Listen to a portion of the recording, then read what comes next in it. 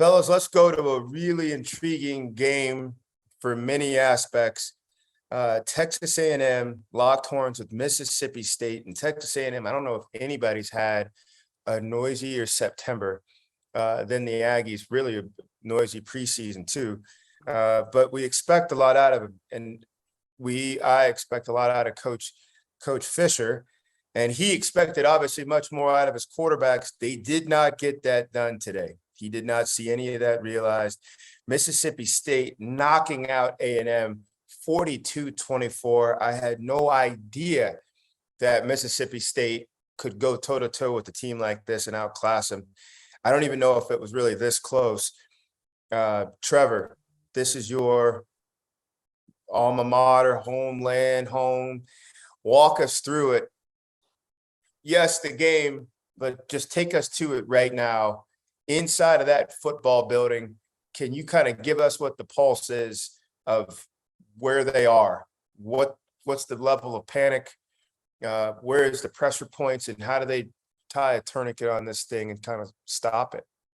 I'll say this, internally and externally, zero confidence, zero identity in who this team is. These guys are walking around the locker room, and if you asked them to look in the mirror and say, hey, answer honestly, who are we today? I don't think there's a single member of that program that could confidently say who they are. And a lot of that points to your head coach and play caller, same guy, and your quarterback. From a quarterback standpoint, Haynes King starts the year.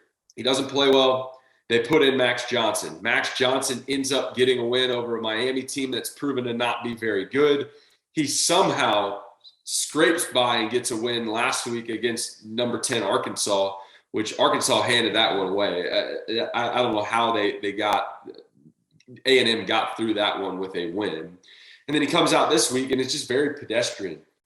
Haynes King comes back in, your week one starter that won the job over the other guys in this QB room, throws 2 interceptions, including a pick 6 on like 12 or 13 pass attempts. Looked horrible, zero confidence. And so look at the quarterback, not playing good football, but let's look at our head coach, a guy that's getting paid just as much as anybody in college football, that's calling the plays, that is now with 2 really, really bad losses. And I'm nothing against Mississippi State, but they are not a juggernaut in the West. And obviously the Appalachian State loss, which was terrible. Jimbo Fisher is making tons of money. He had a number 1 recruiting class. He's had time sitting in that office to where he can develop culture. And he's not making a change with this offensive scheme. I don't think he's putting these guys in a position to be successful. And it's showing up on Saturdays. It's really tough to watch as a fan. But I think as any college football analyst would look at it, you look back and go, these guys don't have any identity whatsoever. Hack, identity oftentimes comes from the trigger man, the quarterback. You go to Tennessee, they're fluid, they strike quick, they strike big, because that's Hendon Hooker. Florida, they're scary, they get up and down the field. Sometimes they can drive it, sometimes it's an 80-yard bomb, because that's Anthony Richardson. To Trevor's point, I don't know if either one of these 2 quarterbacks that are carrying the weight for Coach Fisher outside of Vanderbilt could go anywhere else in SEC and start. Either one. When have you ever said that about an A&M quarterback or a top 10 program? How are they supposed to generate offense and go up against the likes of, and here's the rest of this schedule. Next week, Alabama, South Carolina, Ole Miss, Florida. They get a little breather with UMass, LSU. Think of the monsters that are left. And you got to generate first downs and touchdowns with these 2 youngsters in the quarterback room. How are you supposed to do that? Well, to me, that's a self-inflicted wound. If you're A&M, and to Trevor's point, and you're Jimbo Fisher, who's considered a quarterback guy of sorts in terms of how he runs things and what he does, and you have number 1 recruiting class, top 5 recruiting class probably since he's been there, in terms of acquisition of overall talent. how do you miss the most important position on the field that is the most important position on the field? And specifically to your philosophy and how you do things offensively. Maybe they thought they hit with Haynes King, maybe, I don't know. But to me, there's a little bit of intro. You got to look inside yourselves here and inside your program in terms of how you're identifying talent at that position and what you may or may not be doing and what you could be doing better to get the right guy in there. If neither of these guys aren't the answer. And I think to Trevor's point too, to answer that question, you can't bitch and moan about it because everyone's coming.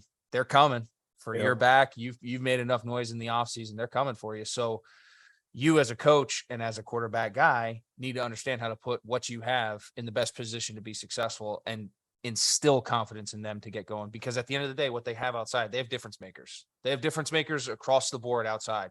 You got to figure out creative ways to get them in space within the talent level and the ceilings of that quarterback room.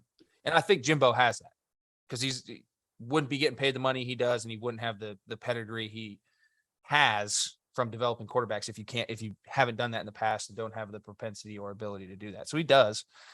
Whether he's willing to do it or not is going to ultimately determine whether or not he's sitting in that cozy leather chair down there in Aggie land for much longer, in my opinion.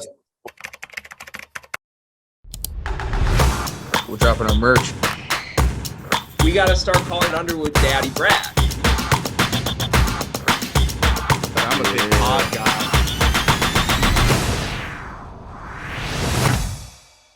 Breaking news. The Field of 68 has an online store, and it's your one-stop shop for the latest and greatest merch in college basketball and college football. You can find shirts to support your favorite team, make fun of your rival team, or boast Field of 68 catchphrases like Daddy Brad, Cussin' and Discussin', and the Star Heels. Go to www.fieldof68.shop today and enter promo code TOUCHDOWN for 20% off at checkout.